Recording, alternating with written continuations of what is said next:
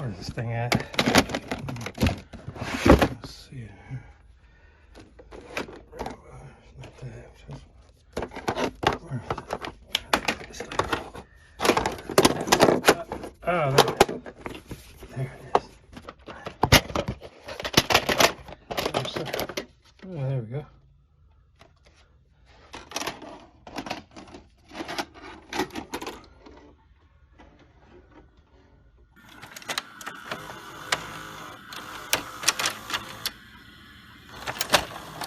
Hello and welcome to the latest Spookshow Rewind here on the All-American Spookshow YouTube channel. I'm Josh. I'm joined here with Donny.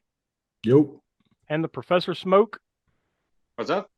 Now, the whole purpose of the Spookshow Rewind series is to give Donny, who wasn't on the show back in the early days, a chance to dive back into the show archives and give his opinion, you know, his ratings, his thoughts on the movies. And also, we didn't do gore scores and kill counts back then, so it gives the professor a chance to do his gore score, and then Will, if he ever shows up for these things, he can do his kill count, which I don't think he's been on one of these yet.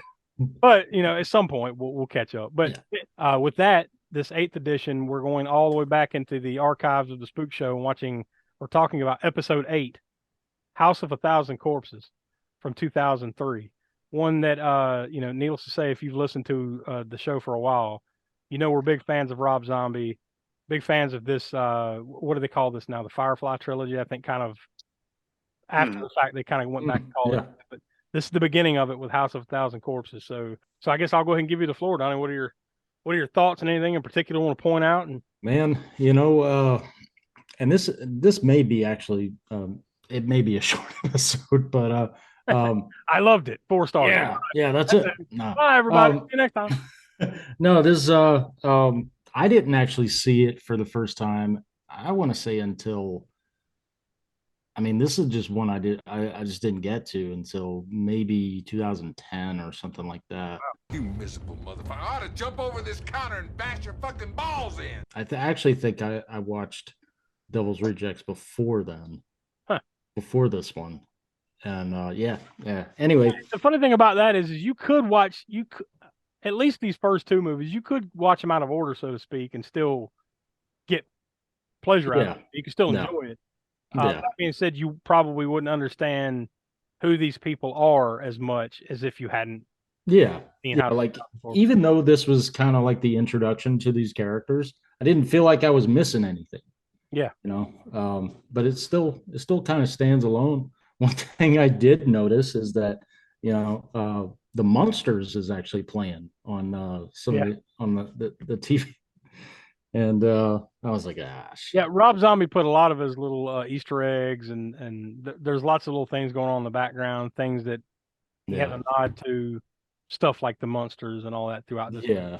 Who's your standout from this one? Is it Otis, Bill Moseley? Is it Captain Spaulding? Sid Haig? Is it Baby? Sherry Moon Zombie? Well, you know what? I will say that Sherry Moon Zombie probably gets. I mean, I know I don't dislike her probably as much as I guess some people do. She gets a lot of hate, but I think it's mostly because it's his wife. You know what I mean? I think she's fine, but because it's his wife, he puts her in everything, and then everybody kind of. I don't think she's bad, you know, in this in this one. And she's just. I mean, I guess. You know, in Devil's Rejects 3 from Hell, you know, she's kind of mildly annoying. You know, it's by the time you get to the 3rd one, 3 from Hell, man. She's like, what the fuck? She's wired up. She's wired up. Yeah. It just gets progressively. I don't know if you'd say worse, but just like you said, a little out there. You know? One thing I remember from watching House of a Thousand Corpses years later was I forgot how little Captain Spaulding, Sid Haig is in it. Like, that's true. Not in it that much, but he's the one that you always think of when you think exactly. About because his only in it performance, maybe 3 scenes, something like 3 or 4 scenes. Yeah, his performance just jumps off the screen. You know, so you know, as far as like my favorite performances, you know, certainly Otis and you know, Captain Spaulding. Smoak, have you had a chance to watch this again since we watched it, you know, a few years ago now? Last time I saw it was when we watched it for the podcast, which was, God, which episode number was that? If you have it, I don't know. It was episode number 8, and I don't have the specific date, but it would have been early 2019. This would have been like Yeah. March, April, somewhere around there, 2019. So yeah, it's been almost 4 years. Well, 3 and some odd months. So yeah, that's the last time I saw it, and I need to watch it again because it's been long enough. It's obvious when you watch it that the the homage to the grindhouse type 70s, even 60s, or those type films, that just that look, the grit, it's flawed, but even with its flaws, this is still a fun watch. And that's all also take into account that this was his directorial debut. So, That's true. That's true as well. Yeah. So I mean, shit. How many times do I don't want to say bat 1,000, but how many times do you knock it out of the park? Your first. I think, and to that, I think considering that he knocked it out of the park. Yeah. I mean, how many first directorial debuts do you see that are as well received and well loved 20 years later as this one? Not many. Yeah.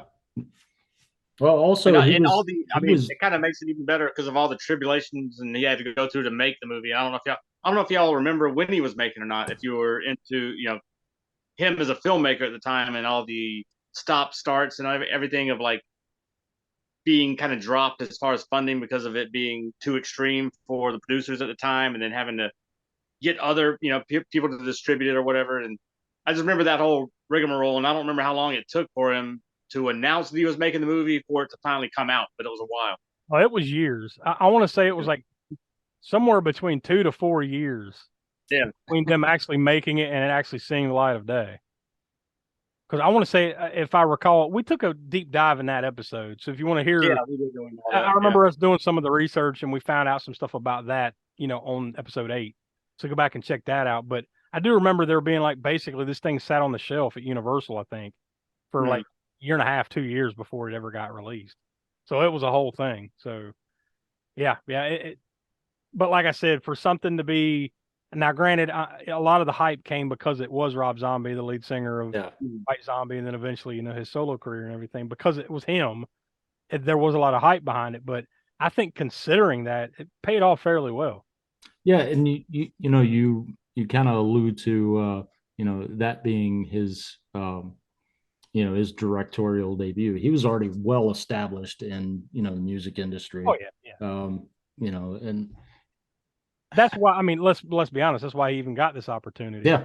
because of that. But and I think one of the cool things about it too is the fact that out of all 3 of these movies, the Firefly movies, this is the only one that and it's probably because it was his first directorial, he's been doing music videos, but it's sort of an extended music video of his in a way. Yeah.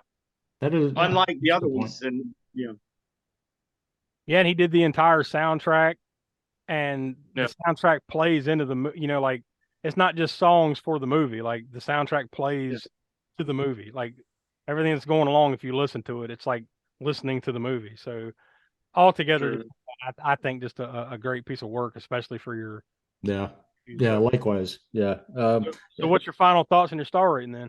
Big props to Sid Haig and Bill Moseley for their performances. I've mentioned all that previously, no reason to kind of go back into that, but if there's any detractors, I'd say the Dr. Satan stuff doesn't really fucking go anywhere.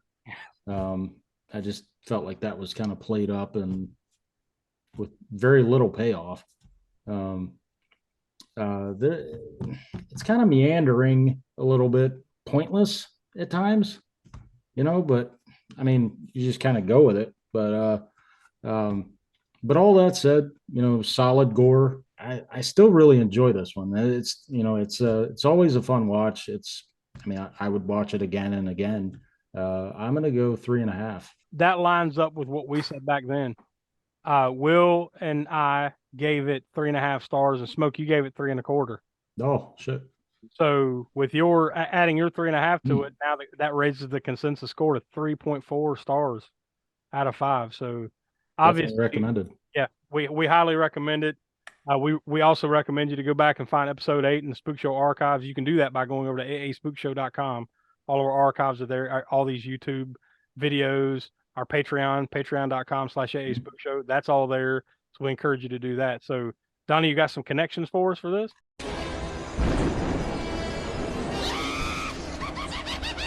Connections from the Crypt.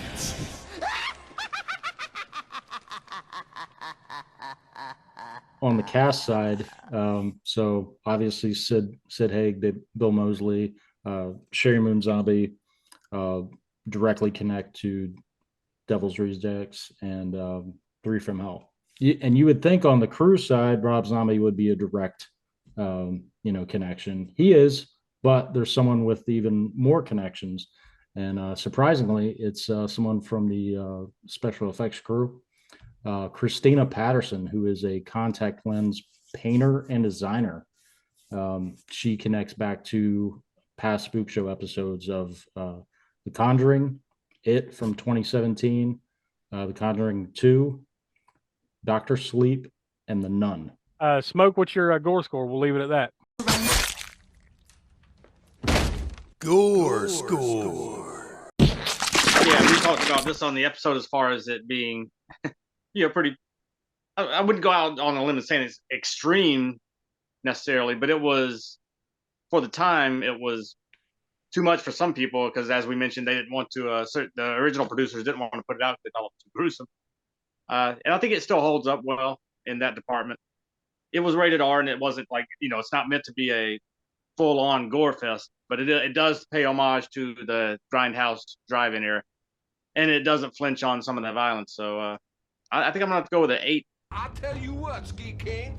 Why don't you just take your mama home some chicken, and then I won't have to stuff my boot all up in your ass. All right, so there you go. There's the connections. There's the Gore score. So I guess we'll leave it at that for this month's edition of Spook Show Rewind. So next month on the Rewind, we'll be reaching back into the archives yet again to all the way back to episode 9, Pet Cemetery from 1989. So that'll be another good one, another classic to revisit. And as always, like we said, we encourage you to go check out the archives and all the other cool stuff at aaspookshow.com. So for Will, who couldn't be with us, Donnie, Professor Smoak, I'm Josh. We are from the All-American Spookshow Podcast. We'll talk to you next month.